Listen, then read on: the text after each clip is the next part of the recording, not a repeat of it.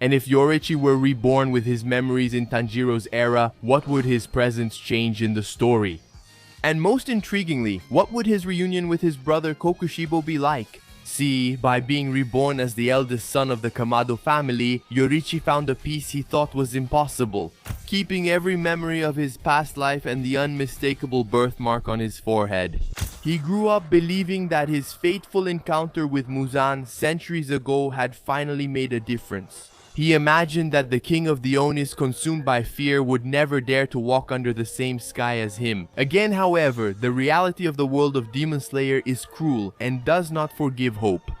The night of the attack was preceded by a scent of blood that only the keen sense of smell of the Kamado lineage and the extrasensory perception of Yorichi could detect. On this night, Tanjiro had gone to sell charcoal, while Yorichi was the one taking care of his family. On that particular night, when the door of the cabin was smashed open, Yorichi, wielding a simple wood-cutting axe, was once again face to face with Muzan Kibutsuji, the king of the demons. Muzan was instantly paralyzed when he met the young man's gaze. Those eyes, that stance, were the same ones that had brought him to his knees begging for his life in an era he remembers. The battle that followed defied the logic of this universe. Even without a Nichiren blade, Yorichi used the movements of sun breathing with such precision that the friction of the axe against the air generated a heat similar to that of the sun itself. Cauterizing Muzan's wounds before he could even think about regenerating, Muzan was in a panic. He couldn't understand how that legendary hunter was there in such a young body, but with the same murderous intent as 400 years ago. Yorichi forced Muzan to retreat blow after blow, keeping the monster under control. As the first rays of sunlight began to break over the horizon, Muzan, feeling the imminent disintegration, in pure frustration, fled into the shadows, leaving behind a trail of destruction and a fallen Yorichi. The cost of that momentary victory was devastating. Yorichi's body, still in its developmental stage, was not prepared to withstand the voltage, the spiritual and physical strain of the original pure breathing technique. His lungs burned and his muscles suffered micro-tears because of the insane blood pressure required by the movements. When the Hashira Tomioka arrived at the scene expecting to find only corpses, he came across a young man on the verge of death, emanating a power that made the air vibrate. Tomioka acted quickly, saving Yorichi's life and ensuring that the entire Kamado family was taken to the safety of the Demon Slayer Corps. Now sheltered by the Boyashiki clan, Yorichi begins his recovery process, hiding his true identity under the guise of a silent prodigy. Will Yorichi reveal his true identity to the Demon Slayers? Well, we'll find that out later. For now, let's focus on Yorichi's training. Notice that, while his family remained safe under the protection of the Demon Slayers, young Yorichi began a training regimen that seemed to transcend human biology. He not only trained to strengthen his own muscles, but also began to act as a silent mentor to the Hashiras. His skills were so impressive that, in just a few weeks, he taught the elite to refine their own breathing techniques, leading them to awaken the Slayer mark and the transparent world much earlier than expected. In the original flow of the story, however, he kept his identity a secret. To the Pillars, he was a prodigy blessed by the gods, but to Kaguya, he was the turning point that would end a 1,000-year war. Now this is where most people get it wrong. Many believed that Tanjiro would follow the path of battle alongside his brother, but Yorichi, carrying the trauma of past failures, was surgical. He assured his younger brother that he would never need to wield a sword. Tanjiro was only supposed to take care of his mother and siblings because the son had returned to carry all the burden alone. That really gives you chills. But if, just like Tanjiro, you've ever felt the obligation to help someone and were protected by someone with unshakable determination, give it a like. That helps me know I'm talking to the right people. Now look. As time goes by, Yorichi exterminates more demons than the entire elite of the Hashira combined, tracking them down with his transparent world. But the real trial by fire comes in the Mugen train arc. In the original storyline, Rengoku fought to the death to protect the passengers. But this time he had the creator of sun breathing by his side in order to finish Kyojuro Rengoku's training, since his own father didn't do it. Seeing the potential in the flame Hashira, Yoriichi boards the Mugen train with him, and this time on the train, Yoriichi and Rengoku move like a force of nature, annihilating Enmu before he could fully merge with the train, detecting him with the transparent world and protecting all the passengers. When Akaza, the Upper Moon 3, appears with an unshakable bloodlust, he doesn't find an exhausted Hashira, but two warriors operating on a divine frequency. Forget everything you've heard about Akaza being untouchable. The truth is that, under Yorichi's guidance, Rengoku accessed the transparent world, seeing through the demon's compass technique, while Yoriichi neutralized Akaza's hypersonic attacks. With purely instinctive movements, he created the perfect opening. Rengoku, with the mark shining on his face, delivered the final blow, decapitating the Upper Moon with an explosion of flames that lit up the night. For the first time in centuries, a high-ranking Upper Moon fell without a single Slayer losing their life. If you think this victory is exciting, I promise you that if you keep going until the final arc, you'll see something so thrilling that it will truly move you.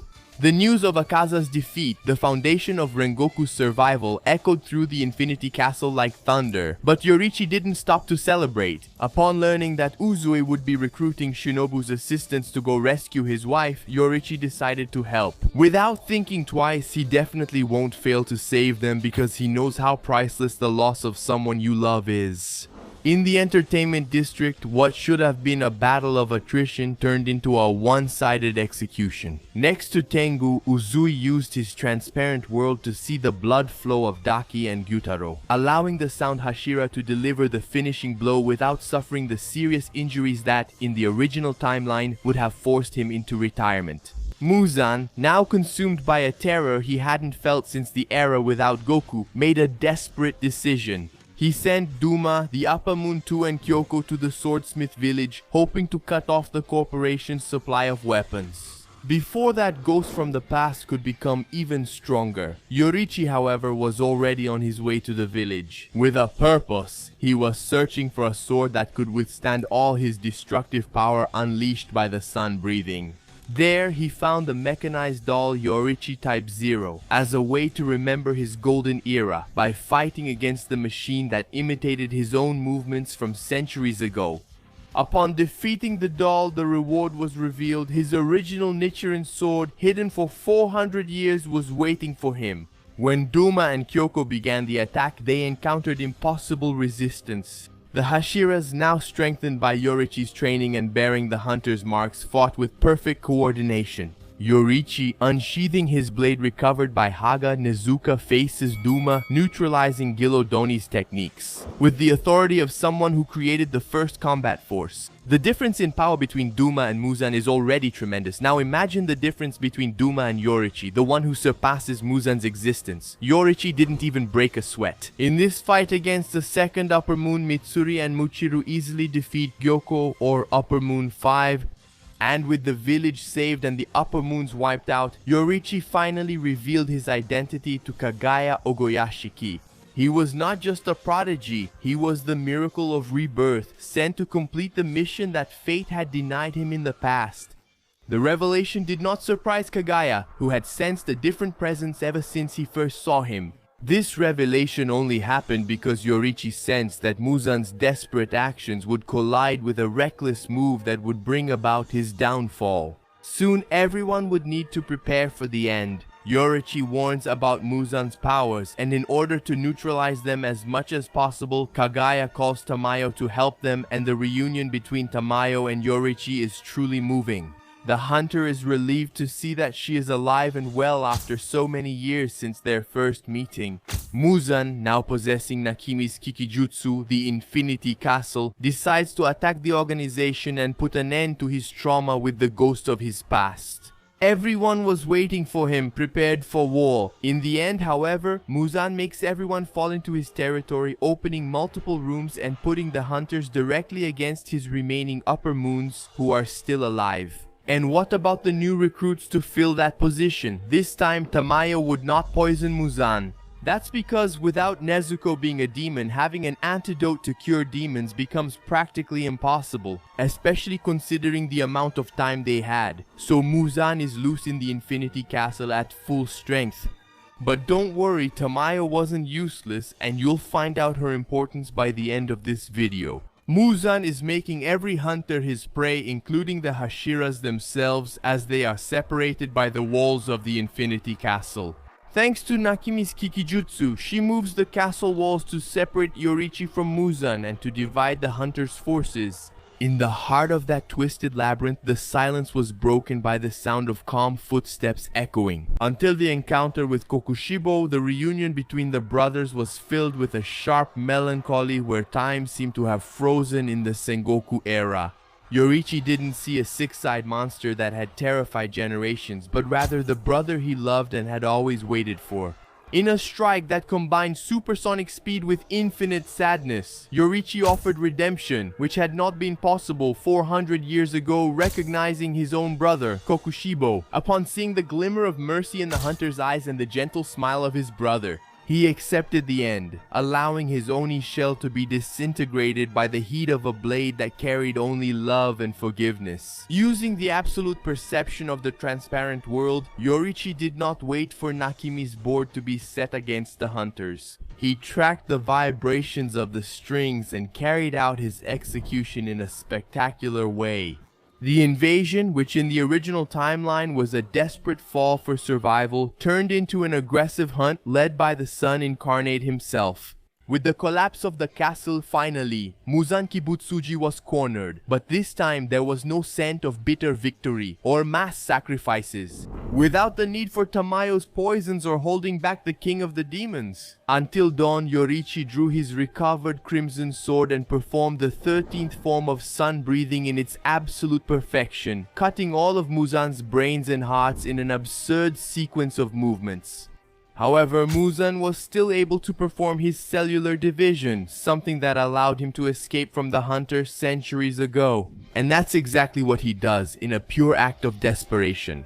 Muzan splits himself into more than 1,000 pieces, but this time Yoriichi was ready and he wasn't alone. He had warned the hunters about this. Everyone who survived the battles in the castle helped to pulverize every piece of Muzan. All of Muzan's cells were disintegrated at the molecular level before the first ray of sunlight could even touch the ground. The 1,000-year cycle of blood was ended by the same man who started it, but now, by a miracle of fate, was finally able to sheath his sword forever. Yoriichi returned home in the daylight, watching his brothers grow up in a world where the night no longer held any terrors, fulfilling his purpose and finally finding the peace with his family that had been denied to him for centuries. And do you remember what I said about the importance of Tamayo? You see, the curse of the mark is something that kills hunters before they reach the age of 25. Here, however, Tamayo, using Yoriichi's blood, managed to develop a medicine capable of prolonging the hunters' lives and restricting the curse of the mark. Thanks to this, everyone who awakened the hunter's mark was finally able to have a long life of peace and happiness. And if you like this new version of the story, you need to see what would happen if Tanjiro created his own breathing style. Just click on this video that I picked out for you to watch and subscribe to the channel, because the next video will show you an even darker reality. I'll see you there, otaku.